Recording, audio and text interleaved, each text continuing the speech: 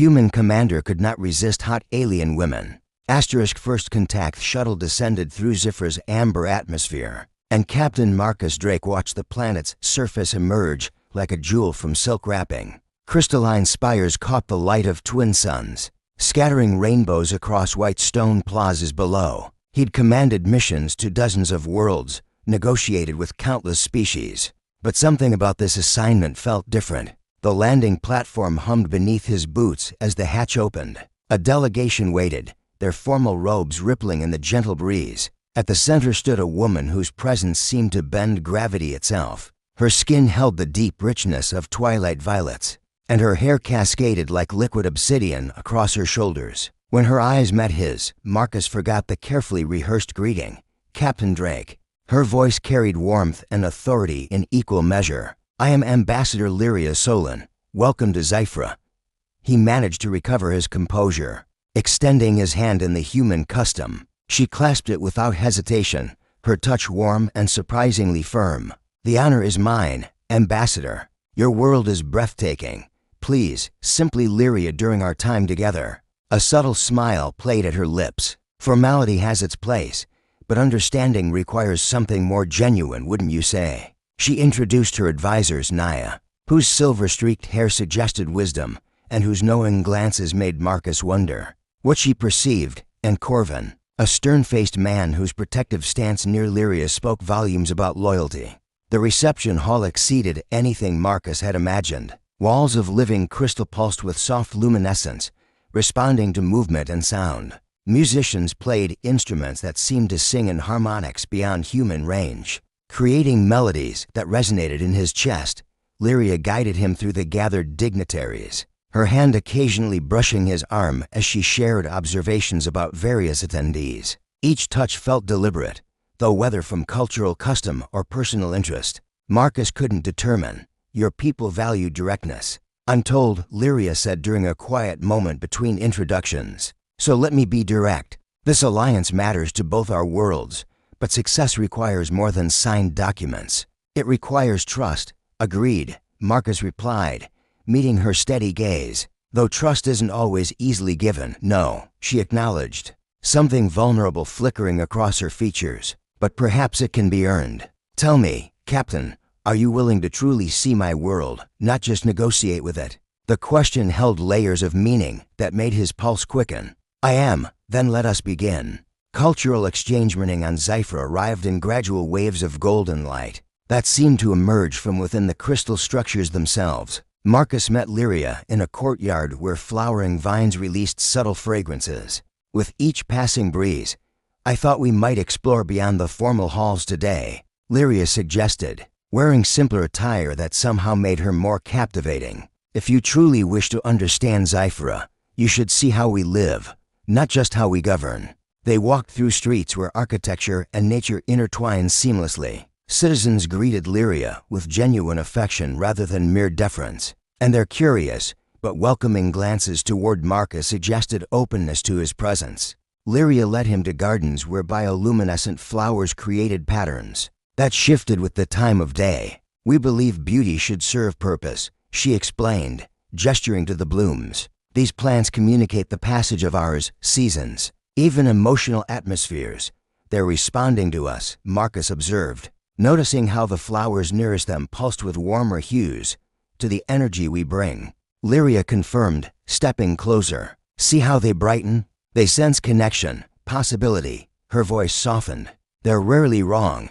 Their conversation flowed from philosophy to personal histories. Marcus shared stories of distant stars and lonely commands, while Lyria spoke of responsibilities inherited young, and the weight of representing her entire world. With each exchange, the gap between diplomat and woman, officer and person, narrowed. That evening, Naya invited them to her residence for what she called a gathering of understanding. The intimate space held perhaps a dozen Ziphrans and Marcus as the sole human. Cushions surrounded a low table laden with unfamiliar delicacies. Our tradition, Naya explained, her perceptive eyes twinkling, is to share stories that reveal truth. Not the polished tales for official records, but the messy, beautiful realities that make us who we are. The evening unfolded in laughter and surprising confessions. When Marcus described his first disastrous command decision, making himself vulnerable before these strangers, Lyria's hand found his beneath the table, her fingers intertwined with his, a gesture of support that sent warmth through his entire body. Later, as he walked Lyria back to the ambassador's residence, she paused beneath trees that showered them with softly glowing petals. "You surprised them tonight," she said. "Showing weakness isn't something we expected from a human commander." "Maybe I wanted to surprise you specifically," Marcus admitted. Lyria turned to face him fully, close enough that he could see flecks of starlight in her eyes. "You did. You continue to." She lifted her hand to his face, her touch feather light against his jaw. "This is complicated, Marcus. I know, and yet neither of us seems inclined to step back." "No," he agreed, his own hand rising to cover hers. "We don't." The moment stretched between them, charged with possibility and restraint, before Lyria finally drew back with visible reluctance. "Tomorrow," she promised, "there's something important I need to show you." Growing tension shake council chamber fell silent, as Counselor Davin's objection echoed off the vaulted ceiling. "We cannot ignore history, Ambassador Solon. Humans came to the Tertian system promising partnership. They left with resources and broken trust." Marcus watched Lyria maintain her composure despite the accusation. This was the third day of negotiations, and opposition had crystallized around Davin and his supporters. The Tertian incident occurred before current leadership on both sides, Lyria countered smoothly. "We cannot move forward while chained to past mistakes." "Easy to say when it wasn't your world left depleted," Davin shot back, his gaze shifting to Marcus with undisguised hostility.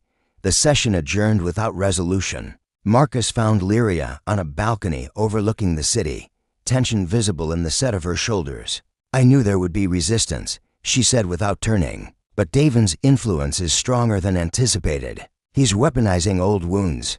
"Is he wrong about Tertia?" Marcus asked quietly. She turned, surprise flickering across her face. "You're asking if his distrust is justified. I'm asking for truth. If we're building something real, I need to understand all of it." Lyria studied him for a long moment before speaking. "The reports are accurate. Human corporations exploited treaties, extracted resources, abandoned infrastructure. The Tertians suffered." She moved closer. "But I've also seen your records, Marcus. You weren't part of that command. You've actually filed reports criticizing such practices. Doesn't change what my people did." "No," she agreed, "but it tells me who you are." Context matters. That evening brought the Festival of Convergence, a Zifran celebration marking the alignment of their twin suns. Lyria explained that tradition required the ambassador to participate in symbolic rituals with honored guests. The ceremony took place in a temple of living crystal that resonated with harmonic frequencies. Lyria guided Marcus through movements that felt like dance, their bodies drawing close then separating in patterns that told stories without words. "This ritual represents the meeting of different elements," she explained softly, her hand resting against his chest as they swayed. "Fire and water, earth and sky, finding balance rather than conflict." The intimacy of the moment transcended mere symbolism. Marcus could feel her heartbeat matching his own rhythm as they moved together. When the ritual required them to press foreheads in a gesture of trust, Lyria's breath whispered across his lips, "I'm breaking protocols being this close to you."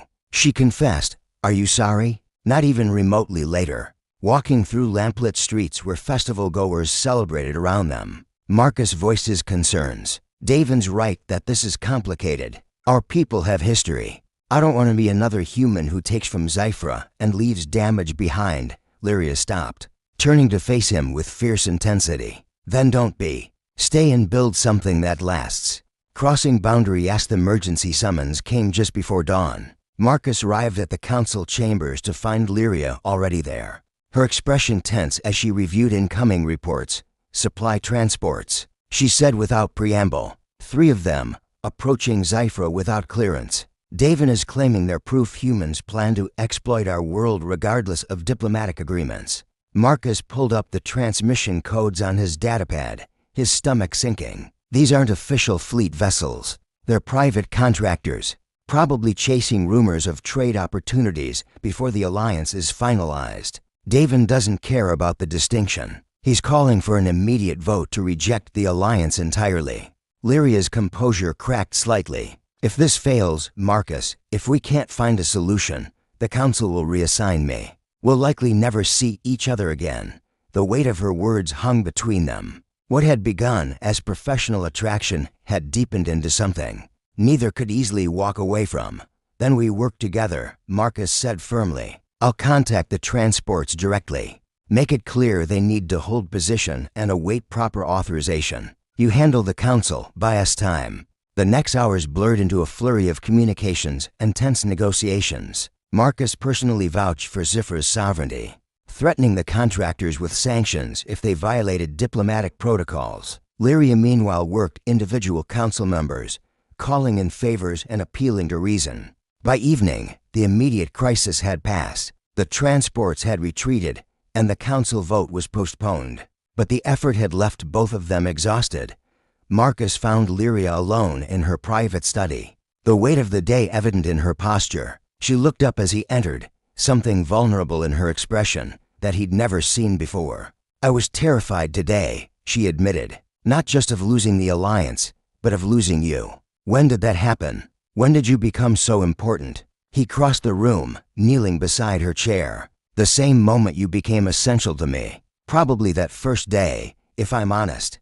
Lyria's hand trembled slightly as she touched his face, tracing the line of his jaw. This is dangerous territory, Marcus. Our worlds, our positions, the expectations placed on us. I know. He turned his head, pressing a kiss to her palm. But I'm tired of pretending there's nothing here.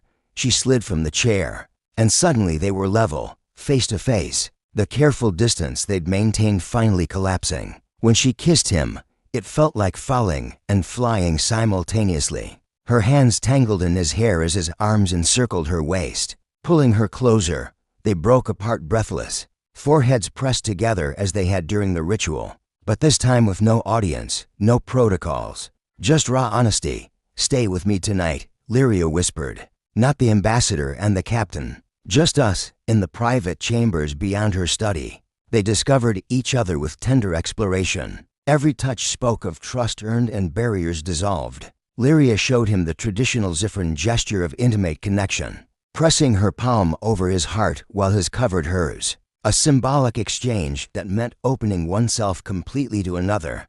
In our culture, she murmured against his shoulder as they lay together afterward. This bond is considered sacred. Once formed, it cannot be easily broken.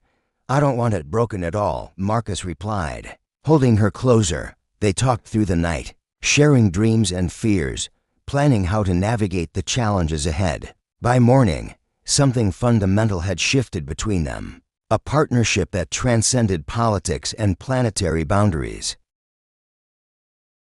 New Horizon's final council session opened with unexpected support. Councillor Davin stood to speak, and Marcus braced for renewed opposition. Instead, the councillor surprised everyone.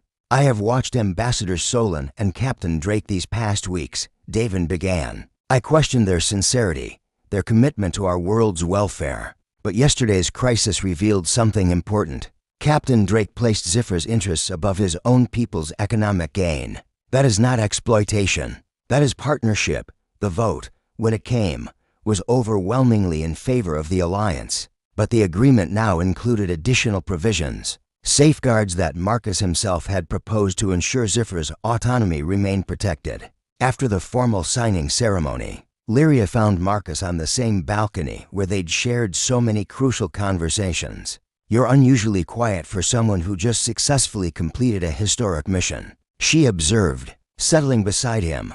I'm supposed to return to my ship tomorrow, Marcus said. Resume patrol routes, take new assignments, standard protocol after diplomatic missions conclude.